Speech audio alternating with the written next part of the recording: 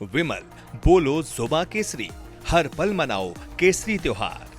क्या ऑस्ट्रेलिया के खिलाफ टीम इंडिया के साथ सच में हुई है नाइंसाफी? इंडियन क्रिकेटर ने भरी हुंकार। दोस्तों, इंटरनेशनल क्रिकेट के अलावा तमाम प्रोफेशनल टूर्नामेंट्स ने बारिश से जितने भी अफेक्टेड मैचेस होते हैं उसके नतीजे तक पहुंचने के लिए डकवर्थ-लेविस्टन मेथड यानी डीएलएस मेथड का इस्तेमाल होता है। अक्सर इस मेथड पर सवाल भी उठते आए हैं।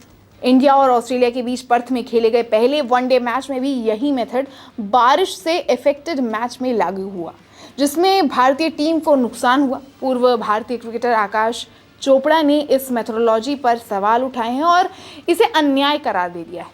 पर्थ वनडे मैच में भारत की पारी में 4 बार विलंब आया, मतलब बहुत लेट हुआ, लेकिन ऑस्ट्रेलिया की पारी एक बार भी नहीं रुकी। मैच जो 50-50 ओवर का होना था उसे 35-35 ओवर का कर दिया गया, फिर इसे घटाकर 32 ओवर का कर दिया गया, फिर आखिर में मैच 26 ओवरों का हुआ और भारत ने पहले बल्लेबाजी करते हुए 9 विकेट खोकर 136 रन बनाए, लेकिन ऑस्ट्रेलिया को जीत के लिए 131 रन का टारगेट दिया गया क्योंकि डीएलएस मेथड यहाँ पर लागू हुआ। आकाश चोपड़ा ने वहीं इस पर कहा कि ये न्यायपूर्ण नहीं है। आकाश चोपड़ा ने अपने यूट्यूब चैनल पर कहा कि भारत ने 136 रन बनाए थे लेकिन टारगेट 131 रह गया। ये गलत है, ये अन्याय है। चलिए मैं समझाता हूँ क्यों। आकाश चोपड़ा ने आगे कहा, सबसे पहले जब मैच शुरू हुआ तो भारत के लिए ये 50 ओवर का गेम था, लेकिन धीरे धीरे ओवर कम होते गए, जिससे भारत के लिए इसे अपडेट करना मुश्किल हो गया। डीएलएस में होता यह है कि अगर आपके पास कम विकेट है तो आप कमजोर स्थिति में आ जाते हैं।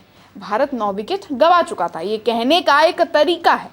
आपने 136 रन अतिरिक्त बना दिए हैं और अगर आप पहले की तरह खेलते तो आप इतने भी नहीं बना पाते।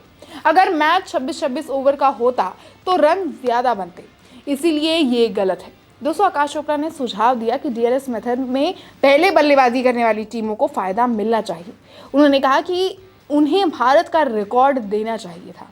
अगर भारत 136 रन बनाता तो टारगेट लगभग 145 या फिर 147 होना चाहिए था। ऐसा ही कुछ डीएलएस पहले बल्लेबाजी करने वाली टीमों के खिलाफ जा रहा है। मेरा सुझाव है कि डीएलएस मेथड में कुछ बदलाव करने की ज़रूरत है क्योंकि ये सिस्टम पहले बल्लेबाजी करने वाली टीम के खिलाफ है। क्रिकेटर से वहीं कमेंटेटर बने आकाश चोपड़ा ने, आपको बता दूं कि दावा किया कि ऑस्ट्रेलिया को परिस्थितियों का पता था, इसलिए उन्होंने इसका फ़ायदा उठाया। उन्होंने कहा कि अगर हम ऑस्ट्रेलिया को देखें तो जोश हेजलवुड ने 7 ओवर और मिचेल स्टार्क ने 6 ओवर फेंके। जब भारत की बारी आई तो सिर्फ एक ही गेंदबाज को 6 ओवर फेंकने की परमिशन थी। ऑस्ट्रेलिया के लिए 2 गेंदबाजों ने 6 और 1 7 ओवर उन्होंने फेंके। ऑस्ट्रेलिया को यह भी पता है कि सभी एक भारतीय गेंदबाज कितने ओवर फेंकेगा, इसलिए टारगेट का पीछा करने वाली टीम को फायदा होता है। ऑस्ट्रेलिया बल्लेबाजी करने आता है और उसे टोटल और ओवरों की अच्छी जानकारी होती है।